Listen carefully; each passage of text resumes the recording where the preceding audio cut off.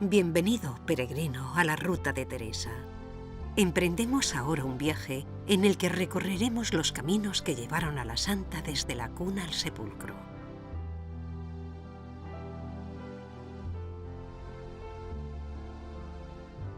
Un viaje que comenzamos en Ávila, su lugar de nacimiento, y que nos llevará a recorrer lugares fundamentales para entender su vida y su obra, como Gotarrendura, donde vivió de niña, Fontiveros, donde nació San Juan de la Cruz, Duruelo, lugar de inicio de la Reforma, y que terminaremos en Alba de Tormes, donde fallecería. Esperamos que disfrutes, peregrino, de los paisajes y de los monumentos, y que de la mano de Teresa vivas una experiencia enriquecedora de encuentro con los demás, contigo mismo y, si eres creyente, con Dios.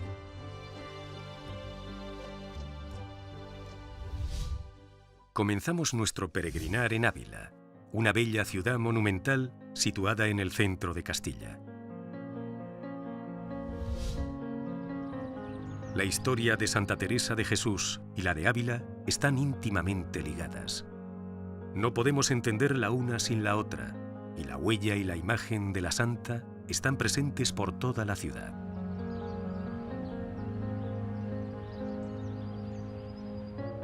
Ávila fue el lugar donde transcurrieron su infancia y su juventud, sus años de ilusiones y de proyectos, su punto de partida, pero también era el lugar al que siempre regresaba tras sus fundaciones. Comenzamos nuestra visita a Ávila en la iglesia y convento de Santa Teresa, conocida popularmente por los abulenses como La Santa. En el siglo XVI llegaron a Ávila los primeros carmelitas descalzos para establecerse en la ciudad. Allí edificaron la iglesia y el convento carmelita, de bello estilo barroco, que todavía podemos admirar hoy en día.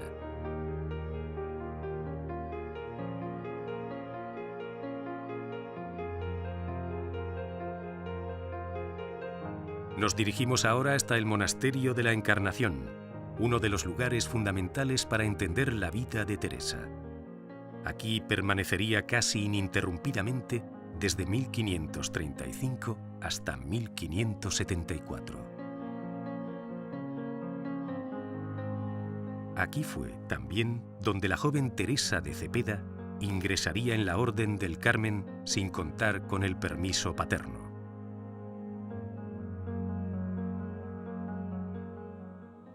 Aquel día, al abandonar mi hogar, sentía tan terrible angustia que llegué a pensar que la agonía y la muerte no podían ser peores de lo que experimentaba yo en aquel momento. El amor de Dios no era suficientemente grande en mí para ahogar el amor que profesaba a mi padre y a mis amigos. Sería también en el convento de la Encarnación donde Francisco de Borja, Juan de la Cruz y Pedro de Alcántara serían sus consejeros espirituales y desde donde prepararía también la reforma del Carmelo. La celda que ocupó Teresa de Jesús se destinó posteriormente a oratorio, construyéndose años después sobre ella una capilla denominada de la Transverberación, en honor a la santa.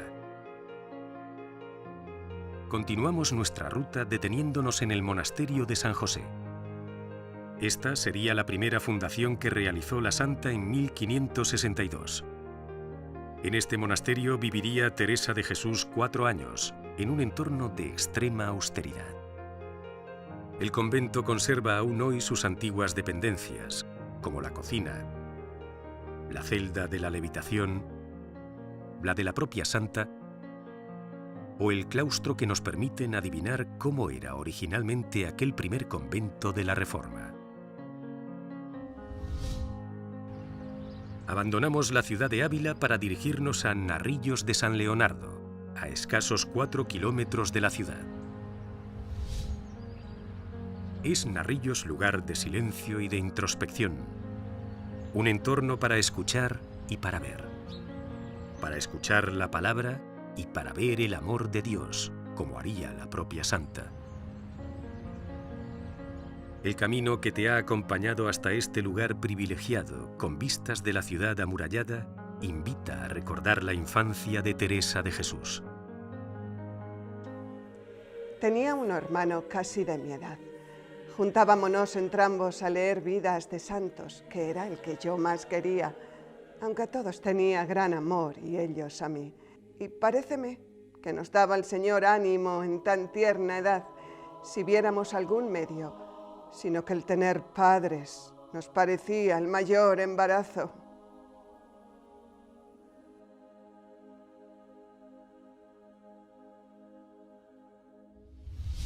Siguiendo el peregrinar de la Santa, abandonamos Narrillos para dirigirnos a nuestra siguiente parada, Cardeñosa. Antes de entrar en el pueblo, a 4 kilómetros de distancia, descubrimos el Castro de las Cogotas, un antiguo poblado celta que nos muestra cómo ya existían asentamientos humanos en esta zona hace más de 25 siglos. Y continuando nuestro camino hacia Cardeñosa, podemos ver el Calvario, un magnífico monumento religioso de 3 cruces de granito, parte del Vía Crucis que une la iglesia con la ermita de Nuestra Señora del Berrocal.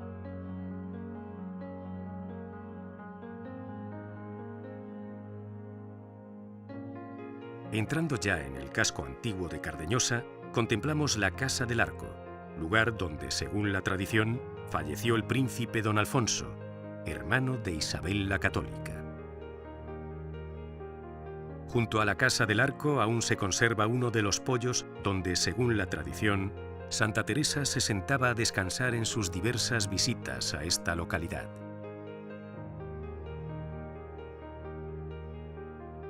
Dentro del casco urbano también podemos descubrir la iglesia parroquial de Santa Cruz, bello templo construido siguiendo los principios del estilo gótico y cuya construcción se inició durante el siglo XV.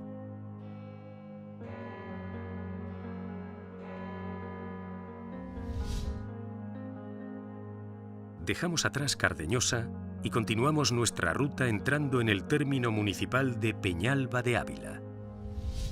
Es aquí donde terminan las tierras altas de la sierra y comienzan las campiñas de la Moraña, sembradas de cereal.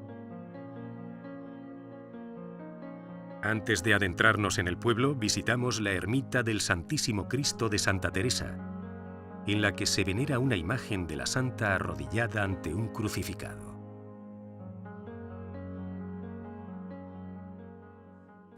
Entrando un día en el oratorio, vi una imagen que habían traído allá a guardar, que se había buscado para cierta fiesta que se hacía en casa. Era de Cristo, muy llagado, y tan devota que, en mirándola, toda me turbó de verle tal, porque representaba bien lo que pasó por nosotros. Es también visita obligada en Peñalba la iglesia de San Vicente Mártir, con su cabecera de sillarejo y espadaña de sillería de granito que datan del siglo XVI, así como el antiguo potro de herrar, que aún se conserva y que servía para realizar los herrajes a los animales de labranza.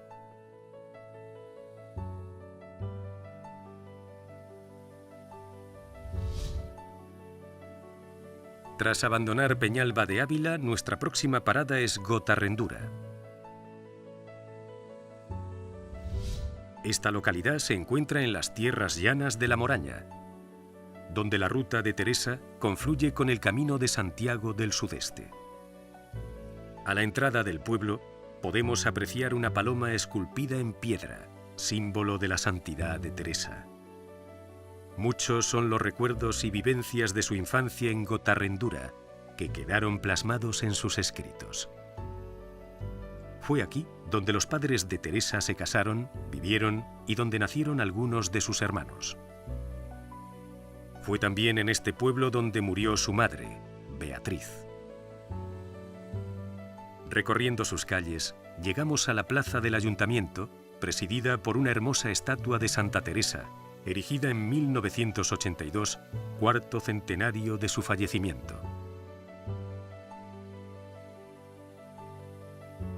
En Gotarrendura perdura aún en la actualidad, como un recuerdo vivo y tangible de la santa, el palomar y la finca propiedad de la familia de Santa Teresa. En el interior de la finca se conservan todavía hoy algunas dependencias de lo que fue una granja agrícola y un pequeño jardín en el lugar en el que se hallaba la vivienda original. Señor Alonso Vinegrilla, tenga la merced de cebar y curar bien el palomar en estos meses de frío, agora que está bien poblado, y ansí podremos saber algo d'él este año. Las algarrobas y todo cuanto necesite, pídaselo al señor Martín de Guzmán, que se holgará mucho en darlo. Fecha 10 de enero, año 1546. Su servidora, Teresa de Ahumada. Nuestra siguiente parada en Gotarrendura es la iglesia de San Miguel Arcángel.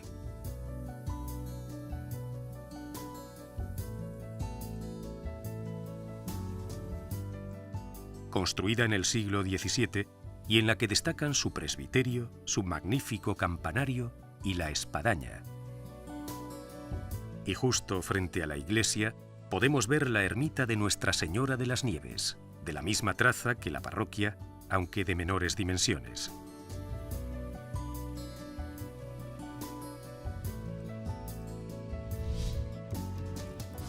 Continúas, peregrino, tu ruta, que en esta etapa te llevará de Gotarrendura hasta el pueblo de El Oso.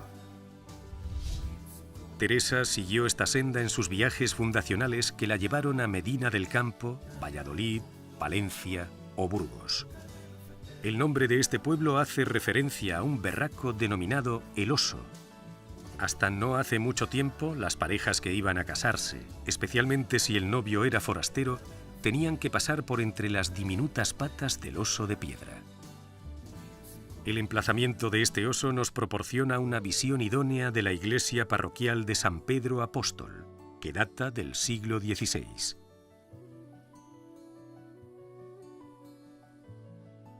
En estas tierras puedes descubrir que La Moraña es una comarca de pequeños pueblos, donde predominan las llanuras de cereal salpicadas de pinares y riberas bien conservadas que favorecen la presencia de aves y de lagunas que constituyen humedales de excepcional interés, como la Laguna del Oso. Esta agua, de grandes bienes y mercedes que el Señor da aquí, hacen crecer las virtudes muy más sin comparación.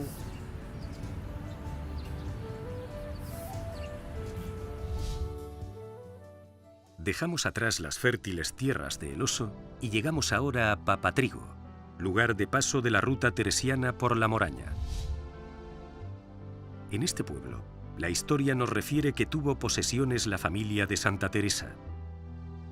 El nombre Papatrigo vendría del término papere, que significa comer bien, pues eran abundantes en estas tierras las grandes extensiones dedicadas al cultivo del cereal. En Papatrigo podemos visitar la iglesia parroquial de Santo Tomás.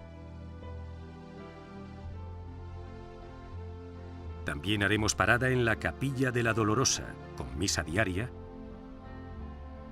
y en la ermita de Montalvo.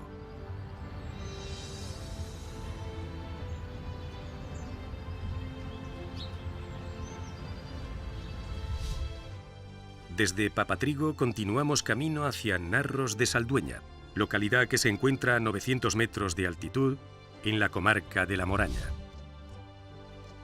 Nuestra primera parada en Narros es en su majestuosa fortaleza, construida entre los siglos XIV y XV, de planta cuadrada. Posee una muralla exterior a modo de barbacana de escasa altura. En su recinto destacan la torre del homenaje y las garitas, de forma cuadrada y voladas sobre el tapial.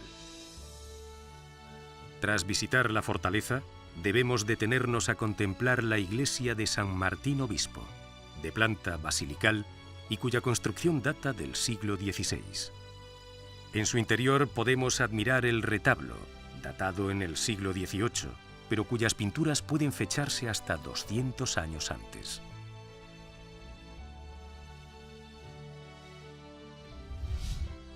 El camino nos lleva ahora desde Narros de Saldueña hasta el pueblo de Collado de Contreras.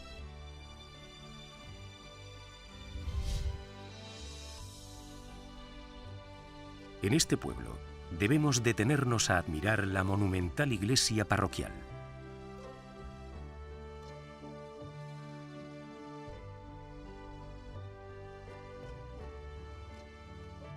En su interior encontramos una hermosa Virgen del siglo XIV, entronizada, sentada sobre un trono formado por un banco sin respaldo. La talla representa a Nuestra Señora de los Dolores, ejemplo de los dolores y cruces que no faltan en el camino de la vida. Pues veis aquí, hijas, a quien más amaba lo que dio, por donde se entiende cuál es su voluntad. Así que estos son sus dones en este mundo. Tampoco debemos dejar de visitar la ermita de Nuestra Señora de la Concepción, o de las Cuatro Calzadas, que se encuentra en el mismo camino que recorres, lugar de recogimiento y meditación para el peregrino.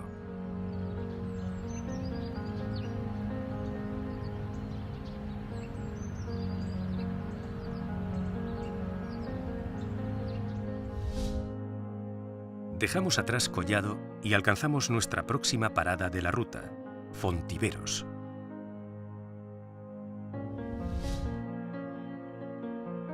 Esta localidad, que vio pasar por sus calles a Teresa, es también la cuna de San Juan de la Cruz. Se conocieron en Medina del Campo, donde ella fue a fundar su segundo convento de descalzas. Acertó a venir allí un padre de poca edad que estaba estudiando en Salamanca. Llamábase Fray Juan de la Cruz y, hablándole, contentóme mucho. Yo le dije lo que pretendía y le rogué mucho esperase hasta que el Señor nos diese monasterio. Él me dio la palabra de hacerlo con que no se tardase mucho. Nuestra primera parada en Fontiveros es el convento de las Madres Carmelitas, donde en la Cuaresma de 1569 Teresa pasó noche en su camino para ver a sus frailes de Duruelo.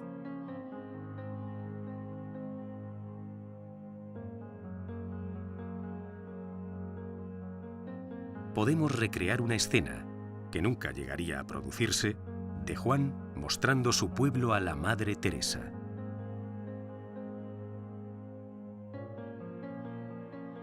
Mire, madre, lo que hoy es una magnífica iglesia fue en su día la pobre casa en la que nací y viví feliz, al lado del convento que lleva mi nombre.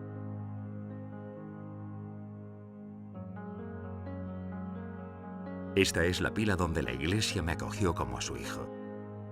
Y este el Cristo ante el que mi madre me traía a rezar, que se encuentran en la iglesia de San Cipriano, donde están también la tumba de mis queridos padre y hermano.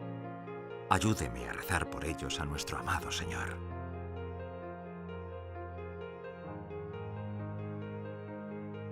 Y aquí, madre, está la laguna donde un día, jugando, me caí y Nuestra Señora me sostuvo y me salvó.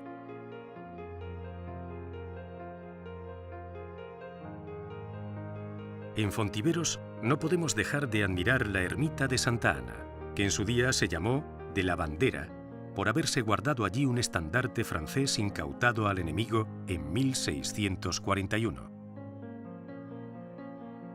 Ya en la plaza del Ayuntamiento podemos admirar la imponente escultura de San Juan de la Cruz, obra de Ricardo Font y realizada en bronce sobre pedestal de granito. En ella aparece también la imagen de un águila en bronce, símbolo de la orden carmelitana y con la leyenda «Señor, padecer y ser despreciado por vos», del propio San Juan de la Cruz. Tras abandonar Fontiveros, continuamos nuestro camino hacia nuestro siguiente destino en la ruta, Rivilla de Barajas. Hacemos nuestra primera parada en la iglesia de Santa María Magdalena, de estilo mudéjar, de planta de cruz latina con espadaña a los pies. Tras visitar la iglesia, llegamos ahora al Mirador de la Era, desde el cual disfrutamos de una magnífica visión de los hermosos paisajes de la comarca. A las afueras del término municipal se encuentra el majestuoso Castillo de Castronuevo, perteneciente a los duques de Alba desde el año 1489. Cuenta la historia que Santa Teresa recorrió estos paisajes en su viaje a Valladolid en 1568.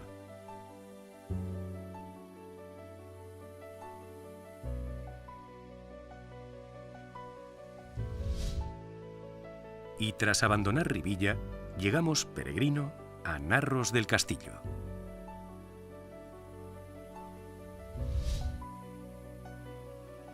Corría el año 1568 cuando Teresa, de camino a la fundación de Valladolid, pasó por la villa de Narros del Castillo. Nuestra primera visita debe ser a la iglesia de San Juan Bautista. En ella está documentada la presencia de Santa Teresa el 30 de octubre de 1570, y allí, como nos indica la placa de su fachada, la santa pernoctó, se confesó y comulgó.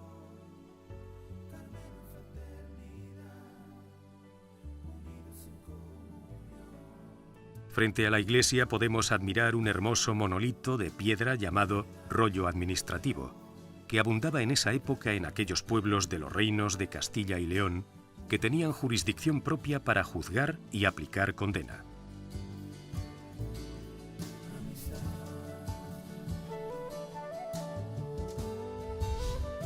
Peregrino, paso a paso por este camino, tras abandonar Narros del Castillo, estás llegando a Duruelo, origen del sueño de Teresa por expandir la orden del Carmelo descalzo a los varones.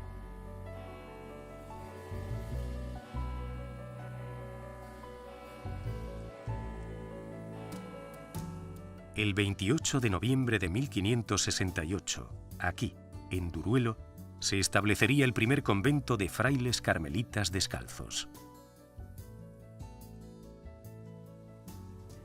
Un caballero de Ávila llamado don Rafael vino a entender que se quería hacer un monasterio de descalzos y vínome a ofrecer que daría una casa que tenía en un lugarcillo de hartos pocos vecinos. Díjome que era camino de Medina del Campo, que iba yo por allí para ir a la fundación de Valladolid, que es camino derecho, y que la vería. Sería aquí el comienzo de una andadura que llevaría a Juan de la Cruz a escribir los versos de amor más hermosos en lengua castellana y algunas de las obras cumbres de la espiritualidad cristiana y la mística universal. En este lugar, caminante, podrás experimentar la soledad, el recogimiento y la sencillez de estos parajes.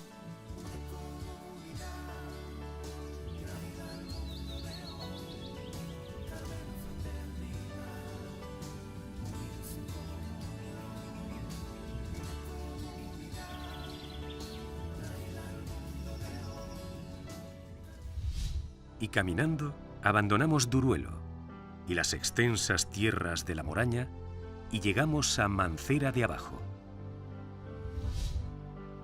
Ya en tierras de Salamanca, divisamos desde lo alto esta villa que fue propiedad de la Casa de Alba durante el siglo XIV. Al llegar, nuestra primera parada es para visitar los restos de su palacio señorial, mandado construir por Pedro Álvarez de Toledo, hijo del primer duque de Alba.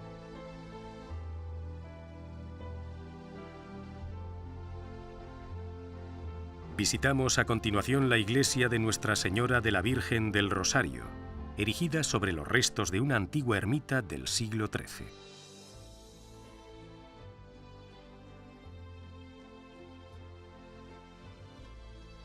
Nuestra última parada en Mancera es para visitar el convento de los Carmelitas, trasladado a esta localidad desde Duruelo en 1570, con el beneplácito de Teresa de Jesús y Juan de la Cruz. Venían allí a confesar algunos caballeros a donde los ofrecían ya mejores casas y sitios. Entre estos fue uno don Luis, señor de las 5 villas. Labróles este caballero un monasterio conforme a su profesión. Hízolo muy bien.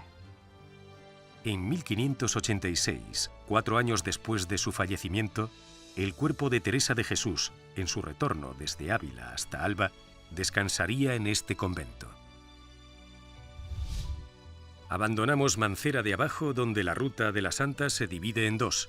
Comenzamos el camino del sur en la villa de Macotera. Es esta una tierra de amplios paisajes, enmarcados hacia el sur por las lejanas cumbres de la Sierra de Gredos.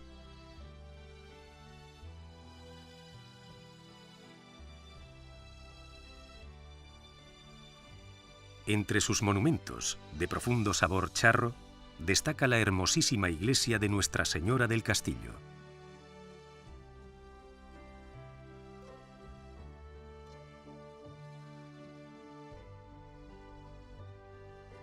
Su artesonado mudéjar ha sido llamado el cielo de Macotera.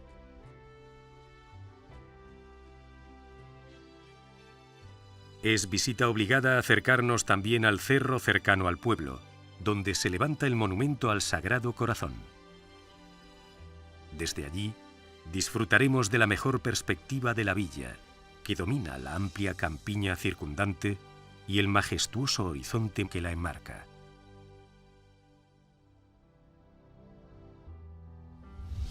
Seguimos nuestro camino por la ruta sur y, dejando atrás Macotera, llegamos a Tordillos.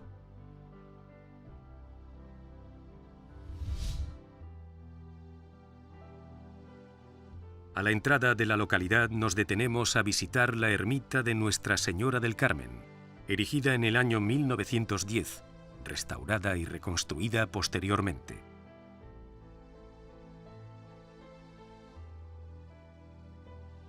Ya dentro de la localidad, nuestra siguiente parada es en la bellísima Capilla de la Inmaculada. Las dos ermitas fueron construidas por familias del pueblo, lo que muestra la gran devoción de sus habitantes. Continuamos nuestra visita deteniéndonos a contemplar la iglesia de la Asunción,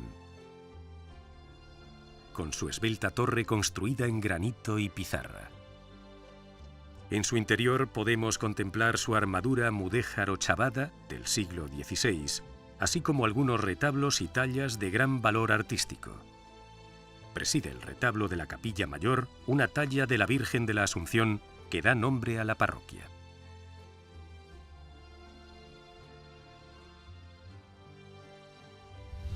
Dejamos atrás la ruta sur y desde Mancera emprendemos ahora ruta norte para llegar a Bóveda del Río al Mar. Santa Teresa de Jesús pasó por sus calles en 2 ocasiones. La primera, en 1571, en su viaje de Ávila a Salamanca. La segunda, en 1573, haciendo el mismo viaje, pero en esta ocasión siguiendo el curso del río al mar. El monumento más destacado de Bóveda es la iglesia dedicada a Nuestra Señora de las Angustias. Data del siglo XVIII y fue edificada en sillería y ladrillo utilizando los materiales de una construcción anterior. Según cuentan las crónicas, en 1586 el cuerpo de Santa Teresa era trasladado desde Ávila hasta Alba. A su paso por Bóveda, los hombres que trabajaban el campo corrieron a ver el cortejo, atraídos por el intenso olor a flores que desprendía el cuerpo.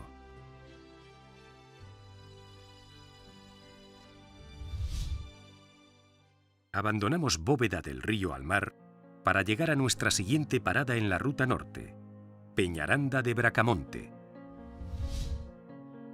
la santa hizo y deshizo caminos de forma continuada hasta los últimos días de su vida. En sus escritos ella misma narra las dificultades con que se encontraba. Los grandes trabajos de los caminos, con fríos, con soles, con nieves, a veces sin cesar de nevar en todo el día, otras veces perdiendo el camino, otras con grandes males y calenturas. Los caminos, en especial los largos, sentía gran duda para iniciarlos, mas en comenzándolos me parecía poco viendo en servicio de quién se hacía. En 1570, Teresa visitó Peñaranda de Bracamonte en su viaje a la fundación de Salamanca. Llegó allí enferma y se hospedó en casa de don Juan de Bracamonte y su esposa.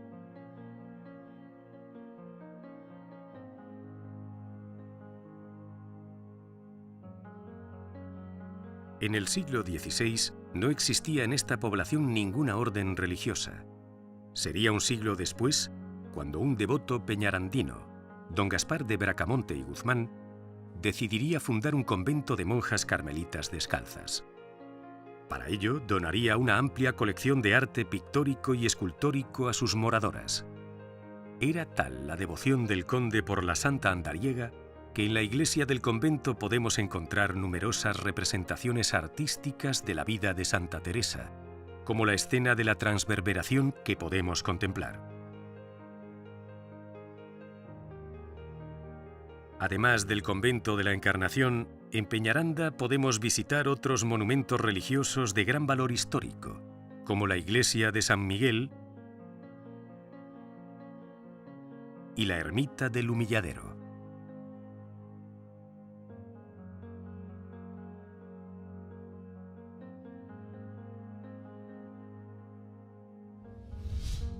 Y ahora, peregrino de la ruta, saliendo de Peñaranda hemos llegado a Nava de Sotrobal. En Nava confluye el camino de Alba de Tormes con otra ruta habitual de Santa Teresa, la que va desde Medina del Campo hasta Alba de Tormes. En Nava podemos detenernos a admirar la iglesia de San Miguel. Actualmente posee 2 naves, aunque originalmente solo tuvo una de la que únicamente se conserva el ábside.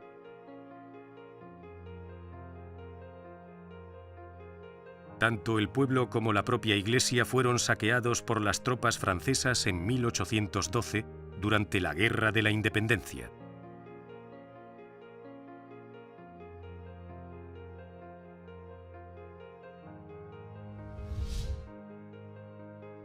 La ruta de Teresa nos lleva ahora desde Nava de Sotrobal hasta Coca de Alba.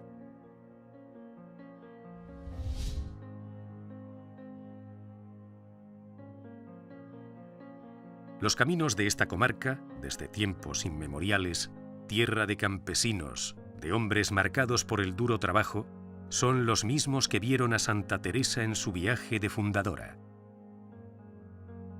Y fue también aquí, en Coca de Alba, donde su pequeña iglesia mudéjar nos habla de la presencia de muchos siglos de fe y de amor a Dios.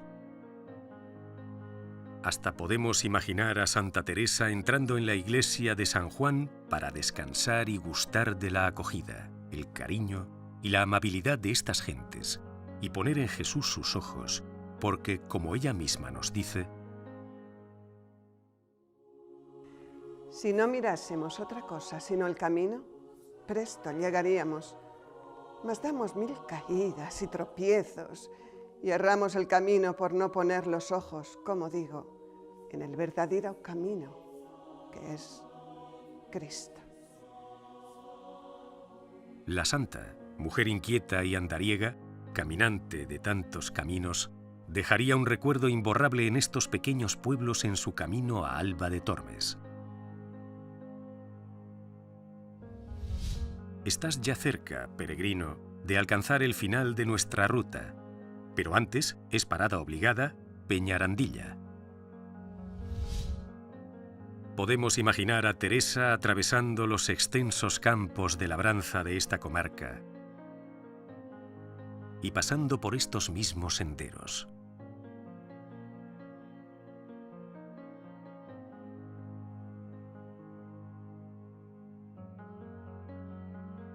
Desde allí podía ver con claridad la inconfundible silueta de la iglesia de la Asunción, de estilo mudéjar y que constituye uno de los más bellos ejemplos del mudéjar salmantino. Destaca por sus muchos vestigios medievales, pero sobre todo por su ábside, típico de la arquitectura mudéjar albense.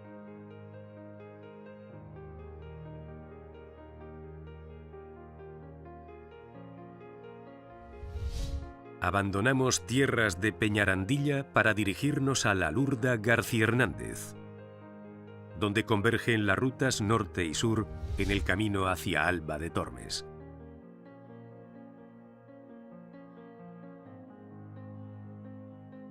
Pero antes de llegar a nuestro destino, García Hernández, debemos hacer un breve alto en la Lurda, una pequeña pedanía perteneciente a este municipio. En la Lurda debemos detenernos a contemplar su pequeña iglesia parroquial, dedicada a San Nicolás de Bari. En 1582, Teresa, con la salud ya muy deteriorada, abordaba las últimas etapas de su viaje. García Hernández fue una de sus últimas paradas. En esta hermosa villa es visita obligada a la iglesia de San Juan Bautista, de estilo mudéjar y bellamente reformada.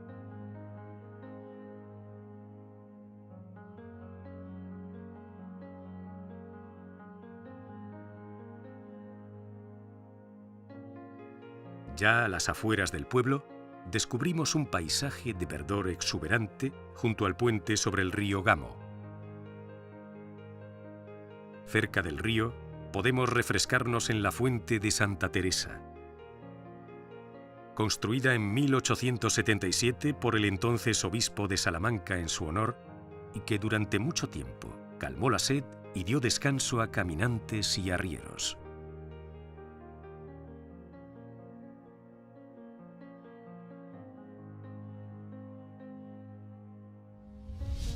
Y por fin, peregrinos, llegamos a nuestro destino final, Alba de Tormes.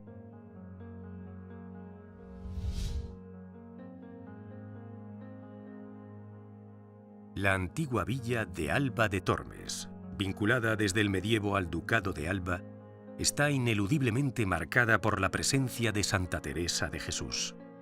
Razones familiares, de amistad y de su propia biografía vincularon a la mística para siempre con la villa. Por este motivo, viajó frecuentemente aquí desde joven hasta que el 4 de octubre de 1582, muriendo en la celda del convento carmelita fundado por ella, finalizaría el viaje definitivo de su vida.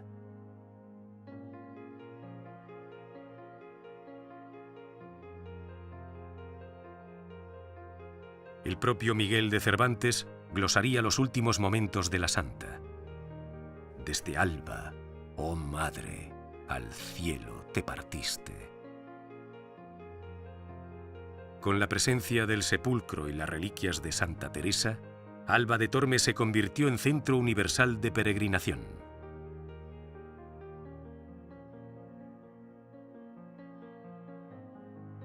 Además de gozar de un entorno de indudable valor paisajístico, presidido por la silueta del antiguo castillo y atravesado por el río Tormes, en el recinto de la llamada Plaza de Santa Teresa se hallan aquellos sitios de visita obligada: el convento, la iglesia de la Anunciación y el Museo Teresiano Carmus, que además de mostrar obras de gran valor artístico, es un exponente del paso de la devoción teresiana y de peregrinación. En la misma plaza se hallan el convento y la iglesia de San Juan de la Cruz, la primera iglesia del mundo dedicada a él tras su beatificación. Y es en este privilegiado lugar, peregrino, donde llegamos al final de nuestro viaje tras los pasos de Santa Teresa. Pero recuerda que la alegría del viaje no está en la meta, sino en el camino. Como decía la propia santa, juntos andemos, Señor. Por donde fuereis, tengo de ir. Por donde pasareis, tengo de pasar. Ya es tiempo de caminar.